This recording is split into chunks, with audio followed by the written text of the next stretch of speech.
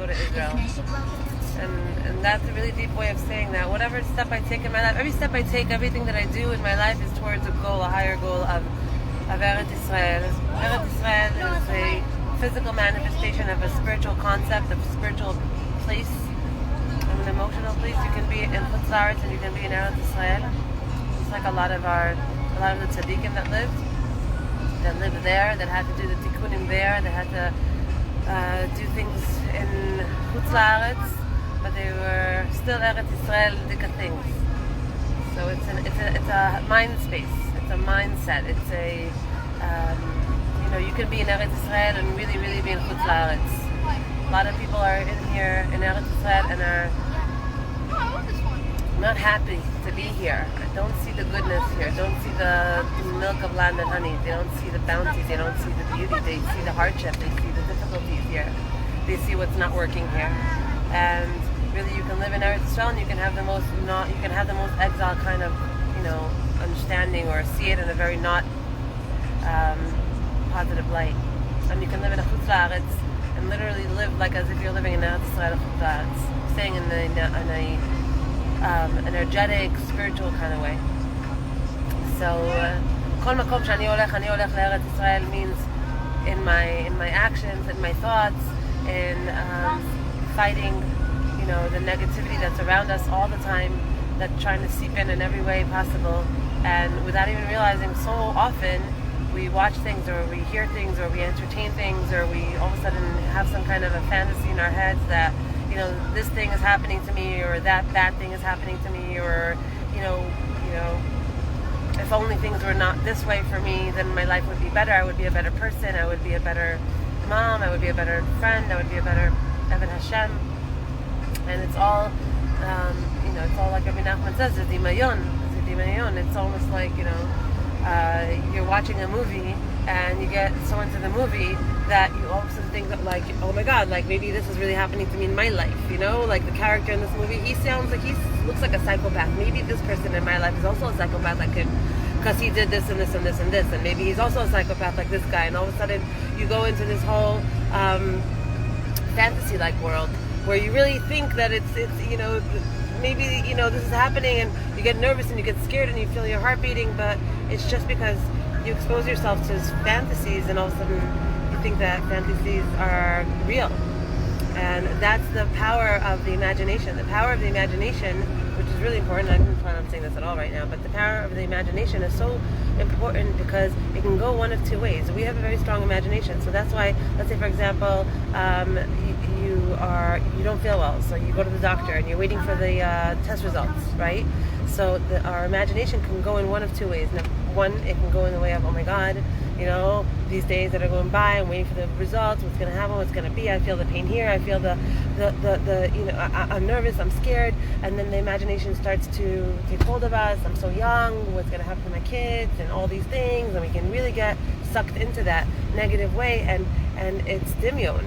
Right? It's different. Or we can imagine the outcome being a much better outcome, being a positive outcome, being fine, being okay, maybe having a lack in vitamin C or B12, or just muscle spasms that go away if you do massage, or whatever it may be.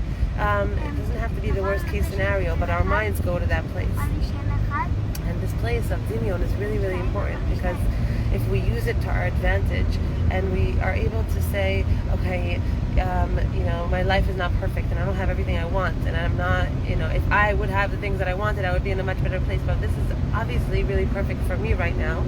And to, even if it's hard, even if it's difficult, even if imagining good is difficult in a place that's negative, but to remember that your imagination, your dimayon, can go one of two ways, and it's not necessarily to entertain the negative things, to expect them, or to even cook them up in your head, like this is going to happen, or that might happen, or what's going to be in worst case scenario, and all of these things. Our koach hadimayon, our koach machshava is really, really, really powerful, and like we've always learned and we understand, when you think about something over and over again and you give it energy in your mind, you literally pull it into your life. So I think the best tip that I use on myself when all of a sudden I get sucked under into the negative, into the dark thoughts, or thinking or feeling bad for myself, or different things like that, or hoping that if I, thinking that when things get better or when I get what I want, then, and fill in the blank. And I know that's a trap. I know it's a trap, but when you're in it, you feel like it's so true and it's so real, when you're in it. But today, what I am thinking, and what I feel like is very powerful to do, is to remember that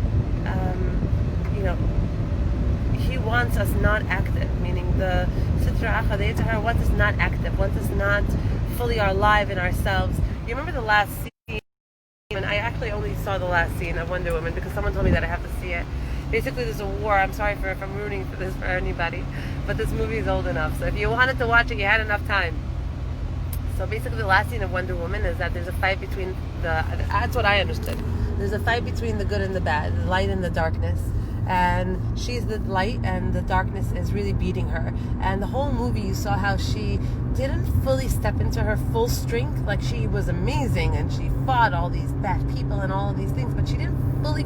There was a little bit of like a self-doubt there, or like a insecurity of some sort that came through in the character. And then the last war there was that she's fighting the dark side, and the dark is really kicking her rear end. And at the end, you see her lying on all fours, like he was done. He won, basically. And then she gets up and she roars. She starts to roar, and she understands that if she doesn't step into her full light, if she doesn't step into all of her strength, if she doesn't pull out all the stops, if she doesn't stop being afraid of her own greatness and stop weighing what's going to happen if I did it, if she doesn't pull out all stops and just go full force at it, she will die. And then you see her, how she comes out of all of her insecurities, all of her fears, all of her thoughts and what ifs, and holding herself back from her strength and her beauty and her strength from who she is, and she retaliates, and she I find that oftentimes when the darkness comes upon us, like Rabbi Nachman says, when the darkness comes upon us, it's too strong for us to fight. Rabbi Nachman says, when the dark thoughts come to you, the negative thoughts, they don't come to you like, you're fine, and all of a sudden, boom, all of a sudden you're in the gutter. No, it doesn't go that way. It's slowly, things that you're entertaining in your head, that you're giving energy to, that you're thinking about yourself this way, or about yourself that way, or about life, or about your future, or about your mistakes, or about your past, or, about your children, and you're drawing a bleak picture in your head based on what is, based on the facts on the table, based on your fears. And being there, being in that space, just brings you down this rabbit hole, and suddenly all of a sudden you're in bed, and you have no energy, and you're not motivated, and you're not seeing the bright future ahead of you, or what you should be doing, and getting ideas. No, you're pretty much in the gutter. And that's, Rabbi Nachman says, that's the dark forces. When they come upon you, he says, don't try to fight them. They're going to win you. Don't try to fight them. They're bigger, they're stronger. What he says is that, he says to avoid them, which means try in whatever way you can to change the subject in your head. So that usually happens, like Tony Robbins says, when you move physically. And think about it, when the dark comes, and when the negative comes, and it just pours over you, and you're in that rut, when it comes, then just remember that it's bigger than you, it's stronger than you, and the energy that you feel in your body that it comes with is not an energy usually of movement.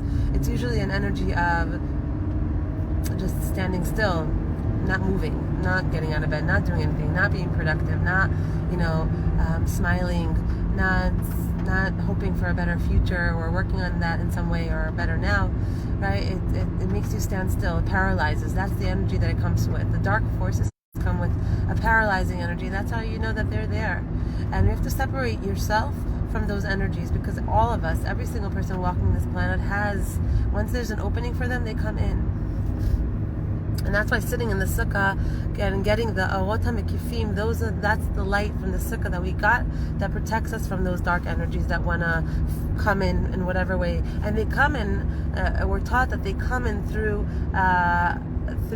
bad actions, bad words, and ayin tzara, bad ayin, looking at people with a bad eye, and saying bad things about people, like lashon hara. That's why it says that a person can't get ein hara on them if they're not a person that is a gossiper, doesn't not a person that speaks badly about people. Why? Because that's how the energies of ein hara work. What's the energies of ein hara? What is the energies? It's not an evil eye. What is, in essence, the energy that comes in through the negative forces comes in through when a person speaks lashon hara about another person. What are they in essence doing? Seeing the bad in the other person and calling them out on it, right? They're seeing the bad in the other person and they're calling them out on it. So and not calling them out on it or sharing it with other people or whatever, right? Saying bad things, seeing the bad in another person. So when a person sees the bad in another person, what they just did energetically, spiritually, is that they open the door for the bad energies connected to vision, connected to seeing, to come onto them. Literally, they open the doors for bad energy to come to them. So that's why a person can have a lot of ein hara on them, but if they're not a person that opens the door for that energy through their own ein hara, then it's not going to impact them. That's what the Lubavitcher Rebbe teaches, right? It's not going to impact them. So that's something that's really important to know, that it's all an energy game.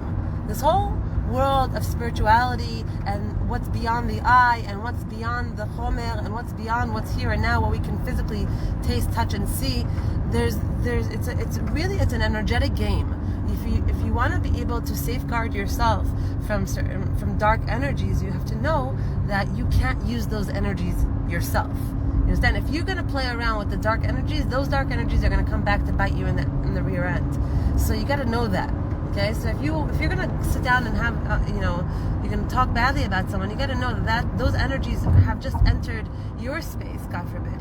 So that's just a little bit of a little chizuk for people that are, it's very easy to just kind of fall into a rut right now. It's just, especially here in Israel, everything's on lockdown. There's nowhere to go. You're not allowed to go anywhere. You're not allowed to drive out. I know I'm driving. Don't tell anyone. Shh. You're not allowed to. You're not, only for work, only for doctor's appointments, whatever. And it's pretty miserable. People are fighting. There's a lot of divorces. A lot of children are getting abused now. That's what I'm hearing from people that are watching the news. People are losing themselves. People are losing themselves in all of this nothingness that we've all of a sudden been, cast into, where there's no schedule and there's just lots of time and lots of worry.